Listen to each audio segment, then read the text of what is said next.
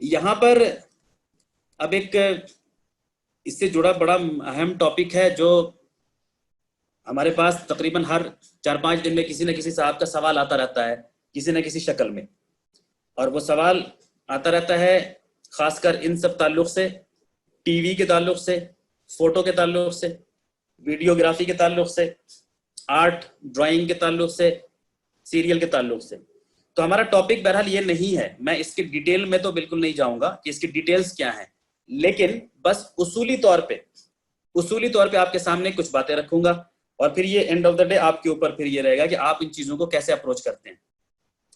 ایک عام فہم اس میں آپ جانتے ہیں کہ ایک عام انڈرسٹینڈنگ یہ ہے کہ یہ سب چیزیں حرام ہیں، ٹی وی حرام ہے، فوٹوگرافی حرام ہے، ویڈیوگرافی حرام ہے، ڈرائنگ حرام ہے، پروگرام حرام ہے، سیریل حرام ہے، کوئی شو حرام ہے، سانگ حرام ہے، میوزک حرام ہے۔ ایک عام فہم تو یہ ہے۔ ہم اس میں صرف اصولی چیزوں کو دیکھتے ہیں کہ اصولی بات کیا سمجھ میں آتی ہے ہمیں۔ تو میں پھر سے آپ کو واپس آیت نمبر 150 پہ لے آؤں ذرا، کہ اللہ پاک نے حرام چیزوں کی جو لسٹ بتائی تھی، اس میں لاسٹ میں کہا تھا کہ تم عقل سے کام لینا، استعمال کرنا عقل کا۔ اس کے اندر ایک کیٹیگری آئی تھی کہ فحش چیزوں کے قریب بھی مت جانا، stay well away from committing obscenities، فحاشی کے قریب بھی مت جانا، whether openly اور in secret، چاہے وہ کھلی طور پہ ہوں یا چھپے طور پہ ہوں۔ اب اس میں بتایا گیا کہ جو بھی فحاشی کے کام ہیں، فحش کام ہیں، ولگر چیزیں ہیں، جو خراب چیزیں ہیں، ان کے قریب مت جانا۔ اب قرآن نے ہمیں لسٹ بنا کے نہیں دیا ہے، ایک آدھ چیزوں کو بتایا، قرآن نے ایک اور بدکاری کو بتایا کہ یہ فحش کام ہے، ان کو تو بتایا، لیکن قرآن پوری لسٹ نہیں دینے جائے گا آپ کو انڈیکس میں کہ دیکھو یہ سب فحاشی چیزیں ہیں۔ کیوں نہیں دے گا؟ اس لیے نہیں دے گا کیونکہ قرآن 1400 سال پہلے نازل ہوا۔ اس 1400 سال کے بعد نئی چیزیں آتی جائے گی، نئے دور میں ٹی وی کا ایجاد ہوگا، انٹرنیٹ کا ایجاد ہوگا، ڈرائنگ کا ایجاد ہوگا کمپیوٹر کے ذریعے، اسکلپچر کا بہت سارا چیز ایجاد ہوگا، بہت ساری نئی چیزیں آئیں گی۔ تو قرآن اس لیے کیا کرتا ہے، قرآن اصول دے دیتا ہے آپ کو کہ دیکھو جو چیز بھی فحاشی یا برائی یا برے کام کی طرف اگر لے جا رہی ہے تمہیں، تو وہاں پہ وہ چیز حرام ہو جائے گی۔ ذات میں اپنے کیا حرام ہوگی وہ اللہ پاک نے بتا دیا، اصول کیا لگے گا وہ بتا دیا کہ دیکھو اصول یہ ہے کہ اگر وہ فحاشی یا برائی یا اس کی طرف لے جائے گی تو پھر وہ چیز حرام ہو جائے گی۔ لسٹ نہیں دینے گیا قرآن کہ یہ چیزیں حرام ہے، ورنہ پھر قیامت تک تو ہزاروں چیزیں ایجاد ہو جائیں گی، لاکھوں چیزیں ایجاد ہوں گی۔ تو قرآن ایک لاکھوں چیزوں کا مینشن کرتا جائے گا کہ آج سے 50,000 سال بعد فلاں ایک سسٹم نکلے گا، فلاں چیز نکلے گا، فلاں گیم نکلے گا، وہ گیم حرام ہوگا۔ نہیں، ایسا نہیں کرے گا۔ قرآن ایک ڈائنامک کتاب ہے، اور قرآن ایک اکیڈمک کتاب ہے، اور قرآن ایک انٹلیکچوئل کتاب ہے، تو یہ عقل کے اوپر بھی لوگوں کے چھوڑ دیتا ہے کہ تم اس ٹائم میں غور کرنا، اس پہ اصول یہی لیتے رہنا۔ اب اس میں ہمارے یہاں جو فوٹوگرافی صاحب ہیں ان کی بڑی ایک دلچسپ کہانی ہے۔ مان لیجیے فوٹوگرافی ایک آدمی کا نام ہے، مسٹر فوٹوگراف۔ ان کی بہت دلچسپ کہانی ہے، اور ان کی کہانی سننے سے پہلے آپ یہ دیکھ لیجئے کہ ہمارے یہاں کچھ اور بھی ملتی جلتی کہانیاں کیا ہیں۔ ہمارے یہاں ملتی جلتی کہانیاں کچھ ایسی ہیں کہ کئی ساری چیزیں ہمارے یہاں جو آئیں شروع کے دور میں وہ ہمارے یہاں حرام کہلائیں۔ مثال کے طور پہ انگریزوں کے دور میں یا آج سے بہت پہلے کے دور میں کالر والا شرٹ پہننا یہ حرام سمجھا جاتا تھا۔ کیوں؟ کیونکہ وہ انگریز لوگ پہنتے تھے، برٹشرز پہنتے تھے، تو یہ لگتا تھا کہ ہم ان کی مشابہت کر رہے ہیں، ان کی جیسے بن رہے ہیں، ہم ان کی امیٹیٹ کر رہے ہیں، تو یہ گویا کہ ایک کافروں والی لباس سمجھا گیا، تو اس کو حرام سمجھا گیا۔ اب آج کے ڈیٹ میں کوئی حرام نہیں سمجھتا ہے اس کو۔ ایک مسلم اسکالر کالر والا شارٹ پہن کر کے کالر والے شرٹ میں وہ لیکچر دیتا ہے اسلام کے اوپر، تو اب وہ حرام چیز نہیں ہے، لیکن ایک دور تھا جب اس کو حرام سمجھا گیا۔ کافی کا جب ایجاد ہوا تھا، کافی کی جب ڈسکوری ہوئی تھی، تو اس کے شروع کے دور میں کافی کو بھی حرام سمجھا گیا تھا۔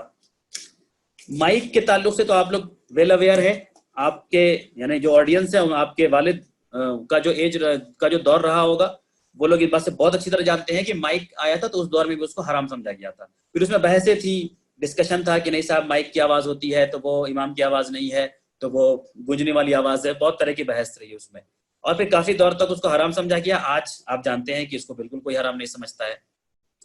ٹائی کو پہننا آج حال تک ہمارے یہاں حرام سمجھا جاتا تھا، اور ابھی بھی شاید سمجھا جاتا ہوگا بہت سارے اسکالرس کے نزدیک، بالکل مانا جاتا تھا کہ یہ انگریزوں یہ کرسچنس کی مشابہت ہے، اور پھر اس کو طرح سے بڑا الوجیکل لاجک دیا گیا کہ یہ جیسس کرائسٹ کا جو ہے جیسے کراس ہوتا ہے ویسے ہوتا ہے، اس لیے یہ حرام ہے، ایسا پہننا اسلام میں غلط ہے۔ آج کے دور میں بہت کم ہو گیا ہے یہ چیز۔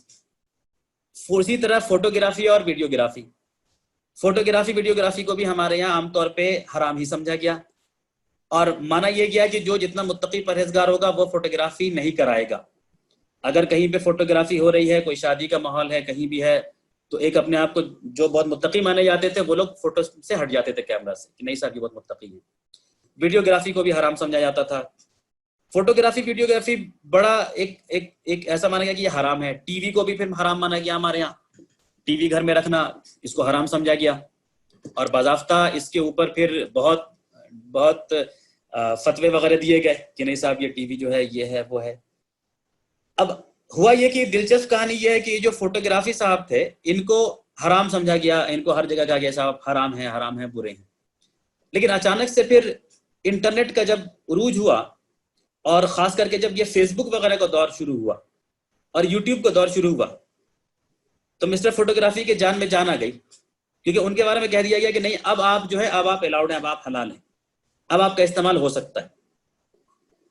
اب ان کا استعمال ایسے ہونا شروع ہوا کہ جو اسکالرز، جو بزرگ، جو بڑے لوگ فوٹوگرافی ویڈیوگرافی کو حرام کہتے تھے، اب انہی کے ویڈیوز آپ کو یوٹیوب پہ مل جائیں گے، انہی کے فوٹوز آپ کو ہزاروں جگہ مل جائیں گے، انٹرنیٹ پہ مل جائیں گے، اور انہی کے بیانات آپ کو ہر جگہ مل جائیں گے۔ بات صرف بیانات کے نہیں ہیں، ان کی اپنی ڈے ٹو ڈے لائف کی چیزیں بھی آپ کو مل جائیں گی۔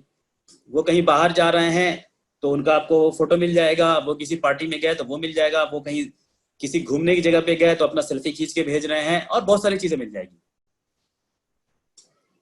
پچھلے دور کے اندر یہ ہوتا تھا کہ میں یہاں پہ میں بس مجبوری میں نام لے رہا ہوں، جماعتوں کا نام لے کے بول رہا ہوں، جس سمجھانے کے لیے، ایگزامپل سمجھانے کے لیے بس، اور کوئی مقصد نہیں ہے۔ جیسے ہمارے تبلیغی جماعت کے بھائی ہیں، ان کے نزدیک بہت ہی اسٹرکٹلی فوٹوگرافی منع تھا، بہت ہی اسٹرکٹلی منع تھا۔ لیکن اسی تبلیغی جماعت کے بہت بڑے اسکالر ہیں مولانا طارق جمیل صاحب، ان کے بہت سارے ویڈیوز، بہت سارے فوٹوز آپ کو ملیں گے۔ اچھا ایک بات یاد رکھیے گا یہاں پہ کہ جب حرام سمجھا جاتا تھا تو کوئی یہ غلط فہمی میں نہ رہے کہ کسی وجہ سے پھر حلال سمجھا جاتا تھا، نہیں، حرام کا مطلب حرام ہے یہ سمجھا جاتا تھا کہ بھائی فوٹوگرافی حرام ہے مطلب حرام ہے، بات ختم۔ تو حرام ہی مانا جاتا تھا، تو کوئی بھی اپنے فوٹو ایسے نہیں کھنچاتے تھے۔ لیکن اسی گروپ کے بہت بڑے اسکالر، بہت respected figure, well respected figure Maulana Tariq جمیل صاحب، ان کا بہت سارا ویڈیوز، بہت سارا، اب ان کے بعد تو بہرحال اب تو کمی نہیں ہے، اب تو بہت سارے اسکالرز ہیں جن کے سارے ویڈیوز اور فوٹوز ہر جگہ آپ کو فلیش ہوتے ہیں، اور صرف تقریر کے نہیں، آپ یہ مت سمجھیے کہ صرف اسلامک بیان کرنے کے لیے آتا ہے، وہ تو ڈے ٹو ڈے لائف کے تعلق سے بھی آتا ہے لوگوں کا۔ کوئی کہیں جا رہا ہے، گھوم رہا ہے، بیٹھا ہوا ہے، آئس کریم کھا رہا ہے، کچھ بھی کر رہا ہے، تو اس کا ہی فوٹوز آتا ہے، تو اب وہ آنا شروع ہو گیا۔ اسی طرح ہمارے جماعت اسلامی کے طرف سے بھی یہ تھا کہ پچھلے دور کے اندر جماعت اسلامی کے کسی بھی میگزین وغیرہ کے اوپر ان کے یہاں کبھی بھی فوٹوز نہیں ہوتے تھے، اس لیے نہیں ہوتے تھے، انسانی فوٹوز نہیں ہوتے تھے کیونکہ ان کے یہاں بھی حرام سمجھا جاتا تھا۔ لیکن آج کا دور ایسا ہے کہ اب جماعت اسلامی کا کوئی ایسا ایک پروگرام ہو ہی نہیں سکتا پاسبل جہاں پہ ڈھیر سارے فوٹو نہ ہو۔ اسی طرح ہمارے سلفی مکتب فکر کے بھائی لوگ بہت ووکل، بہت اسٹرکٹلی اگینسٹ، ایک دم حرام حرام حرام، یہ بھی حرام وہ بھی حرام، ہر چیز حرام، میں بھی حرام تو بھی حرام، ہر چیز حرام، صرف حرام حرام ہوتا تھا۔ آج کی ڈیٹ میں سب سے زیادہ ویڈیوز اور فوٹوز اگر کسی مکتب فکر کے ہیں انٹرنیٹ کے اوپر، یوٹیوب کے اوپر، تو وہ سلفی حضرات کے ہیں سب سے زیادہ۔ کہیں کا بھی پروگرام ہو بنا ویڈیو بنا فوٹو کے پروگرام ہوتا ہی نہیں ہے۔ تو یہ ہوا کیا، یہ انٹرنیٹ آنے کے بعد، یہ فیس بک اور یوٹیوب آنے کے بعد، یہ حلال، اللہ نے کوئی نئی آیت نازل کر دی کہ اب تمہارے لیے حلال ہو گیا ہے فوٹوگرافی اور ویڈیوگرافی، کیونکہ فیس بک اور واٹس ایپ اور یوٹیوب کا ایجاد ہو گیا ہے۔ کیا اللہ نے حلال کر دیا اب اور پہلے اللہ نے حرام کیا تھا؟ یا ایسا تو نہیں کہ ہم سے پہلے سمجھنے میں غلطی ہو رہی تھی اور ہم نے ابھی اپنی غلطی کو درست کر لیا ہے؟ اللہ کا دین تو نہیں بدلتا، اللہ کا دین تو مکمل ہو چکا 14 سال پہلے، اللہ کا دین نہیں بدلتا، اصول نہیں بدلتا، اصول بھی فکس ہے، ہاں نفاذ بدلتا ہے، امپلیمنٹیشن بدلتا ہے۔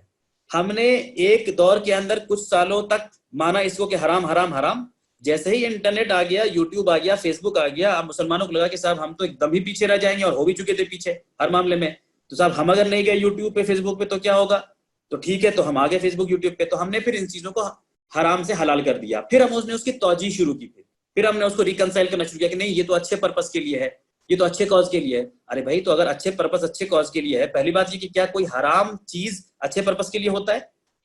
سور کا گوشت کھانا کوئی اچھے پرپس کے لیے ہوگا؟ زنا کرنا کسی اچھے پرپس کے لیے ہوگا؟ تو آپ یا تو وہ حرام کا پریفکس ہٹائیے ان چیزوں کے پہلے سے، ورنہ آپ جسٹیفائی نہیں کر پائیں گے۔ آپ حرام کا پریفکس ہٹائیے، آپ یہ بھی کہیں کہ صاحب یہ فوٹوگرافی حرام ہے لیکن اچھے کاموں کے لیے یوز ہو سکتا ہے، یہ کیا بات ہوئی بھائی؟ کہ بھائی شرک تو حرام چیز ہے لیکن اچھے کام کے لیے شرک کا استعمال ہو سکتا ہے. ماں باپ کے ساتھ نیک عمل نہیں کرنا یہ تو حرام کام ہے لیکن اچھے پرپس کے لیے کیا جا سکتا ہے. آپ حرام کام کو اچھے پرپس کے لیے نہیں یوز کر سکتے. اس کا مطلب آپ جو حرام کا پریفکس لگا رہے ہیں وہ غلط کر رہے تھے. یہ آپ سے غلطی ہو رہی تھی. اللہ کے دین میں کوئی غلطی نہیں ہوئی, اللہ کے دین میں کوئی تبدیلی نہیں ہوئی. اللہ کے دین میں اصول بتا دیا گیا تھا آپ کو کہ اصول کیا ہے حرام کا. وہ اصولوں کا لسٹ آپ نے دیکھا نہیں, اس پہ غور نہیں کیا, تو جو نئی چیز آئی آپ نے حرام کہہ دیا. ٹی وی کو حلال کر دیا تو آپ ٹی وی کے لیے اب لاجک دینا شروع کیا کہ صاحب ٹی وی سے ہم اچھی چیزیں دیکھ سکتے ہیں. تو میرے بھائی یہی بات آپ اس زمانے میں بول دیا کرتے کہ دیکھو یہ ٹی وی کوئی حرام چیز نہیں ہے, یہ تو ایک ٹول ہے, اس کا کام ہے ٹرانسمٹ کرنا. اس کے اندر جو چیز تم ٹرانسمٹ کرواؤ گے وہ یہ ٹرانسمٹ کرے گا. تم ایک گندی فلم کراؤ گے تو یہ گندی فلم دکھائے گا, تم نیوز کراؤ گے تو نیوز دکھائے گا, تم تقریر کراؤ گے تو تقریر دکھائے گا. وہ بیچارہ تو ٹول ہے, وہ ایک ذریعہ ہے, وہ تھوڑی کوئی اپنے ذات میں کوئی اچھا یا خراب چیز ہے. تم اس کا جیسا استعمال کرو گے ویسا ہوگا. تو جس ٹائم میں آپ نے حرام کا فتویٰ دیا تھا اس ٹائم میں یہ بات کہنا تھا کہ دیکھو ٹی وی اپنے ذات میں کوئی حرام حلال چیز نہیں ہے, اس کا استعمال حرام یا حلال ہوگا. تو تم لوگ اس کا اچھا استعمال کرو گے تو وہ حلال ہے, اگر تم نے اس کا برا استعمال کیا تو وہ حرام ہوگا. اگر ہم نے ایسا اس ٹائم میں کہا ہوتا تو آج ہمیں ریڈ فیسٹ نہیں ہونا پڑتا جو ہم دنیا کے سامنے ہمیں ہونا پڑا, اور ہو رہے ہیں ہم لگاتار, کہ ہم پہلے حرام کہتے ہیں پھر حلال کہتے ہیں, پہلے حرام کہتے ہیں پھر حلال کرتے ہیں. فوٹوگرافی کے تعلق سے ملتی جلتی اور بہت ساری چیزیں ہیں, طرح طرح کے فتوے ہیں جہاں پہ کہ عجیب و غریب چیزیں بتائی گئی. پہلے کہا گیا کہ نہیں صاحب جاندار کا فوٹو نہیں بنانا ہے, اور پھر کہا گیا کہ اچھا جاندار کا فوٹو نہیں بنانا ہے لیکن پیڑ پودے کا فوٹو بنانا جائز تھا. تو بھائی پیڑ پودے بھی تو جاندار ہوتے ہیں, تو پیڑ پودوں کا فوٹو کیوں بنے گا؟ تو پھر بعد میں کہا گیا کہ نہیں اس میں جو ہے ایسا نہیں ہونا چاہیے, ویسا ہونا چاہیے, کسی کا یہ ہے تو وہ ہے, کوئی اسٹوڈیو چلا رہا ہے تو اسٹوڈیو بند کر دے یہ حرام کام ہے, کوئی فوٹوگرافر ہے تو وہ بند کر دے حرام کام ہے. کوئی ایک بار یہ نہیں کہہ رہا ہے کہ بھائی فوٹوگرافی جو ہے, کیمرہ جو ہے اس کا کام ہے چیزوں کو ریفلیکٹ کر کے اس کا امیج کریٹ کر دینا. اب آپ کیسا امیج کس چیز کا لے رہے ہیں وہ ڈیپینڈ کرے گا کہ وہ اس پہ حرام ہے یا حلال ہے. تو اس میں پھر ہم اور ہنسی کے یہ بنتے چلے گئے. اب یہاں پہ میں کچھ فتواز آپ کو دکھا رہا ہوں, اس میں دکھانے کا مقصد صرف یہ ہے کہ جب چیزوں کو ہم صحیح سے نہیں بتاتے. دیکھیے پھر ایک کوشچن ہوا, کسی نے کوشچن کیا کہ بھائی روبوٹ بنانا حلال ہے کہ حرام ہے؟ آج اے آئی کا دور ہے, آرٹیفیشل انٹیلیجنس کا دور ہے, روبوٹکس کا دور ہے, ترقی کر رہی ہے. انسان اللہ پاک کے بنائے ہوئے قانون کو نالج حاصل کر کے بہت آگے بڑھ رہا ہے, بہت ساری چیزیں بنا رہا ہے. تو کسی نے سوال کیا کہ تو روبوٹ بنانا حلال ہے کہ حرام ہے؟ تو آنسر دیا گیا کہ حرام ہے, اس لیے کہ وہ انسان کی طرح دکھتا ہے. کیریکیچر الاؤڈ ہے کیا حرام ہے؟ تو کہا گیا حرام ہے. کہا گیا کہ ایسے جھولے پہ جھولنا, بچوں کو آپ جھلاتے ہیں نا, گھوڑا کا شکل میں ہے, کوئی گھوڑا بنا ہوا ہے, بکرا بنا, بچے کو جھلا رہے ہیں یا خود بھی جھول رہے ہیں. کہا گیا کہ نہیں صاحب وہ بھی حرام ہے کیونکہ اس میں جو ہے سو اس کا وہ بنا ہوا ہے. اور اس طرح سے پھر ایک پر ایک چیز ہنسی کی ہم بناتے چلے گئے جس میں کہ ہمارا اپنا مذاق اڑتا چلا گیا. اللہ نے ان چیزوں کو حرام نہیں قرار دیا تھا اپنی ذات میں. یہ سب چیزیں وہ ٹول ہے جس کے ذریعے سے حلال کام بھی ہو سکتا ہے, حرام کام بھی ہو سکتا ہے. تو جب حرام کام ہوگا اگر, تو اس ٹائم میں اس کانٹیکسٹ میں وہ چیز پھر منع ہوگی. ٹی وی کا وہ سیریل, ٹی وی کا وہ شو, ٹی وی کا وہ فلم, ٹی وی کا وہ سین جو فحاشی, برائی, شرک, گناہوں کے طرف لے جائے گی وہ حرام ہوگی. ٹی وی کا وہ چیز جو ان چیزوں کی طرف نہ لے جائے, انسان کے کنسٹرکٹیو تعمیری چیز کی طرف لے جائے, ایجوکیشن دے, نالج دے, دین کی طرف لے جائے, سوسائٹی کی خدمت کی طرف مائل کرے, پازیٹیو چیزیں امبائڈ کرے, آپ کے اندر نیشنل جیوگرافک اور ڈسکوری کے ذریعے نالج دے, تو وہ چیزیں الاؤڈ ہوں گی, حلال ہوں گی. ٹی وی بیچارہ اپنی ذات میں کوئی برا چیز نہیں ہے, وہ تو بے جان چیز ہے. آپ اس کو جیسا استعمال کریں گے وہ ویسے چیز دکھائے گا. اب میں پھر کہہ رہا ہوں کہ یہ ٹاپک نہیں ہے تو میں اس کی ڈیٹیل میں نہیں جاؤں گا, کیونکہ پھر آپ وہاں سے کچھ نکالیں گے, اچھا صاحب ایک حدیث میں یہ لکھا ہے, حدیث میں وہ لکھا ہے. حدیثوں کا ٹاپک انشاءاللہ ہم لیں گے کبھی قرآن سیریز کے بعد, اگر موقع ملا تو ضرور لیں گے. لیکن آپ صرف یہ سمجھ لیجئے کہ حدیثوں کے اندر جو بات آتی ہے وہ کئی بات کسی خاص کانٹیکسٹ کے لیے ہوتی ہے, کسی خاص سچویشن کے لیے ہوتی ہے. میں نے شروع میں کچھ ایگزامپل دیا تھا. آپ اس کو اگر عمومی بنا لیں گے, بالکل اصولی بنا لیں گے, تو پھر آپ غلط اپروچ کریں گے, اور اس غلط اپروچ کے نتیجے میں غلط نتیجہ نکلے گا. اسی لیے آپ کو, جیسے میں نے بتایا نا ارتداد کے موقع پہ, ارتداد کے ٹاپک پہ, کیا اپوسٹیسی کے ٹاپک پہ آپ کو وہ حدیثیں بھی کئی سارے ملیں گی جہاں پہ کہ کسی نے اپوسٹیسی کی, کوئی سزا نہیں دی اللہ کے رسول نے. کہیں پہ ایسا بھی مل جائے گا کہ کسی کو سزا دی اللہ کے رسول نے, تو آپ وہاں پہ کنفیوز ہو جائیں گے کہ یہ تو کانٹرڈکشن مل رہا ہے یہاں پہ. उसी तरह आपको म्यूजिक के टॉपिक पे, सॉन्ग के टॉपिक पे आपको तजादी कॉन्ट्राडिक्टरी हदीसें मिल जाएगी। आपको वो हदीस भी मिलेगी जहाँ पे कि गाना अलाउड किया, कोई गाना गा रहे हैं, म्यूजिकल इंस्ट्रूमेंट भी यूज हो रहा है, कहीं पे वो भी आपको हदीस मिलेगी जहाँ पे कहा कि नहीं ये तो बिल्कुल हराम चीज है, ये तो बिल्कुल गलत चीज है। तो आप फिर कंफ्यूज हो जाएंगे जब तक आप ये उसूल नहीं समझेंगे कि फहाशी, जो सॉन्ग, जो म्यूजिक, जो चीजें फहाशी की तरफ ले जाएगी, उस तरफ माहिल करेगी, अल्लाह के दीन से दूर ले जाएगी, शिर्क की तरफ ले जाएगी, गलत तसव्वुर, गलत ख्याल लाने की तरफ माइल करेगी, उस जात में वो चीजें हराम होगी। वरना वो सब के सब, वो टीवी हो, ये लफ्ज हो, हमारी जबान हो, ये म्यूजिकल इंस्ट्रूमेंट हो, ये सब के सब टूल हैं, इनका इस्तेमाल बताएगा। हम भाई हमारी जबान है, जबान से बोलना हलाल है कि हराम है? कोई क्वेश्चन करे, भाई बोलना हलाल है कि हराम है? आप कहेंगे भाई बुरी बात बोलोगे तो हराम हो जाएगी बात चीज, अच्छी बात बोलोगे तो हलाल है। तो ठीक वैसे ही जितनी भी दूसरी चीजें हैं, आर्ट की चीजें हैं, कल्चर की जो चीजें हैं, वो अपने जात में हलाल या हराम नहीं होती, अपने जात में तो परमिशिबल ही होती है, हलाल ही होती है, लेकिन उनका इस्तेमाल क्या है वो बताएगा फिर कि ये हलाल है कि हराम है। अब इसमें कुछ और आयतों को भी थोड़ा ध्यान से समझ लीजिए। ये सूरह अनाम की जो आयत नंबर 142 152 मैंने बताया, इसका जो मफहूम वन लाइनर है, एक लाइन में, वो ये है कि the upholding of any prohibition not specifically mentioned in the Quran और बाय अल्लाह इज टेंटामाउंट टू आइडल्ट्री। इसको कुरान ने शिर्क के बराबर करार दिया है। जिसको अल्लाह ने हराम नहीं किया और हम और आपने हराम करार दे दिया, उसको अल्लाह ने शिर्क के बराबर, यानी कि किसी और खुदा की तुम बात मान रहे हो, अल्लाह की बात तो नहीं मान रहे, किसी और खुदा की बात मान रहे हो। सूरे आराफ की आयत नंबर 32 है, उसमें देखिए आप, इसमें भी अल्लाह पाक ने हराम हलाल की बात की है। इसमें आयत नंबर 32 में अल्लाह पाक ने बताया, कुल मन हर्रमा जीनत अल्लाह, कह दो कि कौन है जो अल्लाह की जीनतों को हराम करता है, हराम करार देता है। कौन है जो अल्लाह की जीनत को हराम करा दिया, जो उसने अपने बंदों के वास्ते पैदा किया है, जबकि अल्लाह ने अपने बंदों के वास्ते उसको अपना हलाल किया है। और किसने खाने की सुथरी चीजों को कह दिया, यानी किसने खाने की चीजों को भी हराम कह दिया जो अल्लाह ने कह दिया। कह दो दुनिया की जिंदगी में यह नेमतें असल में ईमान वालों के लिए है, क़यामत के दिन खालिस उन्हीं के लिए हो जाएंगी। इस तरह हम आयतें मुफस्सल बयान करते हैं उनके लिए जो समझते हैं। यहाँ पे भी देखिए, आयतिन लिक़ौमिन यालमून, यह आयतें हम उनके लिए बयान करते हैं जो इल्म रखते हैं, जो नॉलेज रखते हैं। नॉलेज रखते हैं इस बात का कि अल्लाह ने क्या हराम किया है, क्या नहीं किया है। अगर अपने मन से हराम कर रहा हो तो अल्लाह पाक सवाल कर रहा है, कौन है? कुल मन हर्रमा ज़ीनतल्लाह, कौन है जो अल्लाह की ज़ीनतों को हराम कर रहा है।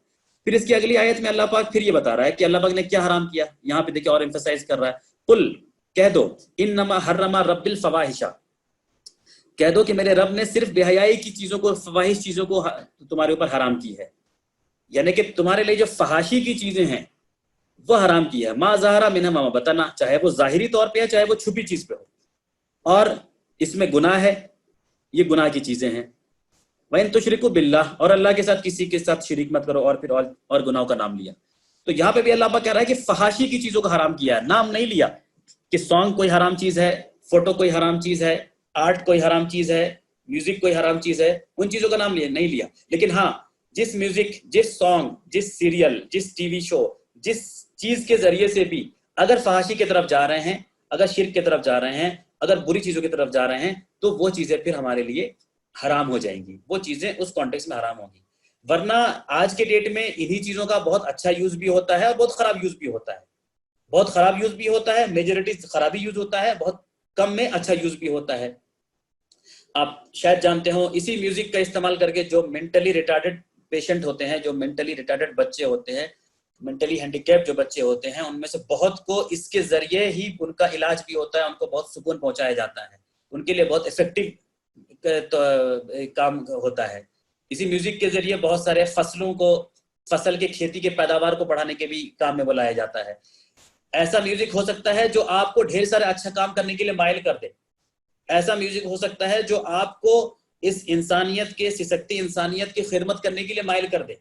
ऐसा म्यूजिक हो सकता है, ऐसा एक एड बन सकता है, ऐसा एक वीडियो हो सकता है जो आपको अपने माँ बाप की खिदमत के लिए माइल कर दे। कितने सारे आप ये नशीद और कितने तरह तरह की चीजें सुनते हैं, डे टू डे लाइफ में सुनते रहते हैं, जिनमें म्यूजिक भी होता है जो आपको बहुत माइल करता है उन अच्छी चीजों की तरफ जाने के लिए। तो वहां पे उसका इस्तेमाल एक पॉजिटिव वे में हो रहा है, अच्छे वे में हो रहा है।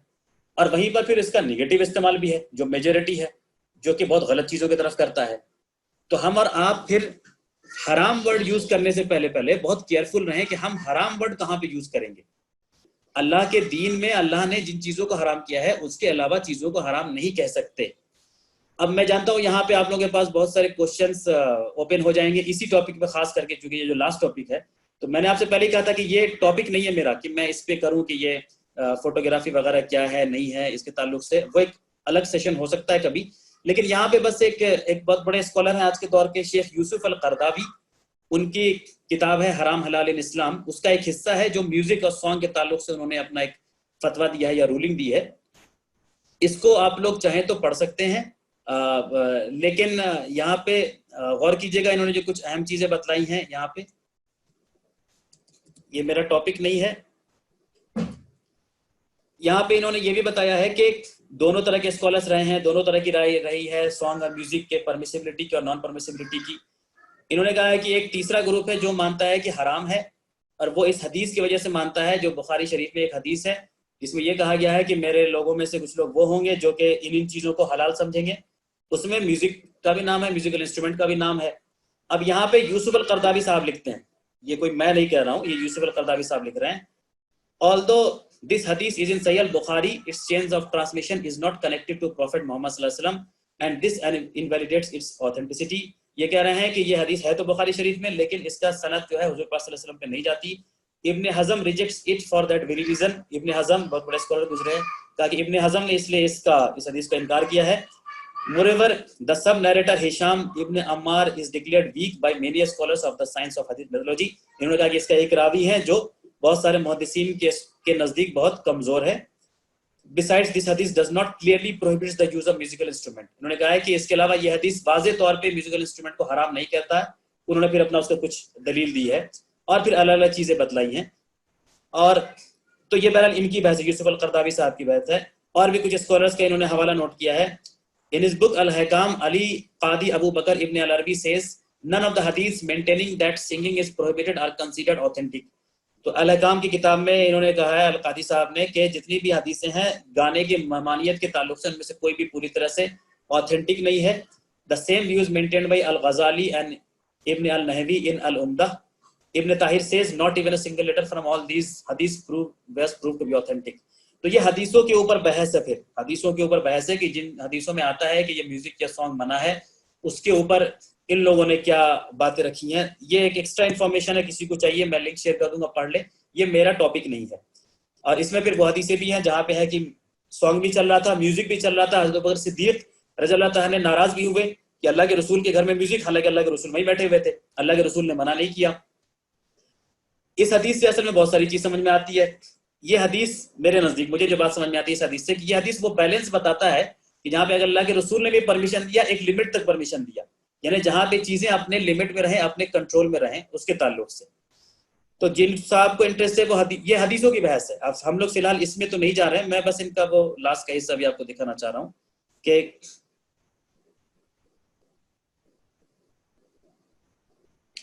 Warning against playing with words حرام.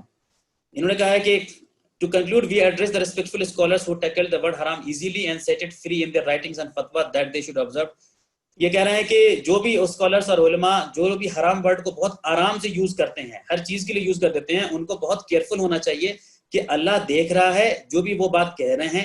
they should also know that this word haram is very dangerous. انہیں یہ بہت کیئرفل ہونا چاہیے کہ یہ ورڈ حرام بہت ڈینجرس ہے. it means that Allah's punishment is due on a certain act or saying. یعنی اگر آپ کہہ رہے ہیں کہ یہ کام حرام ہے تو آپ پھر یہ سمجھ رہے ہیں کہ اللہ کی طرف سے ایک سزا تھی جو ان لوگوں کے اوپر آنی تھی لیکن نہیں آئی. پھر انہوں نے بہت کوشش کیا ہے لوگوں کو کہ بھائی حرام ورڈ بولنے سے پہلے آپ کافی کوشش رہیں, کافی کیئرفل رہے. یہ تو یوسف القرداوی صاحب بہت بڑے اسکالر ہیں ایجپشین, الازہر یونیورسٹی کے, ان کا فتویٰ ہے, ان کی چیزیں ہیں. میں نے تو آپ کو صرف یہ بتایا کہ قرآن کے اصول کے اندر چیزوں کو سمجھیں گے تو سمجھنا آسان ہے, ورنہ ہم انڈیویجولی کسی روایت کو لیں گے تو بڑے ہم کنفیوژن میں پڑ جائیں گے.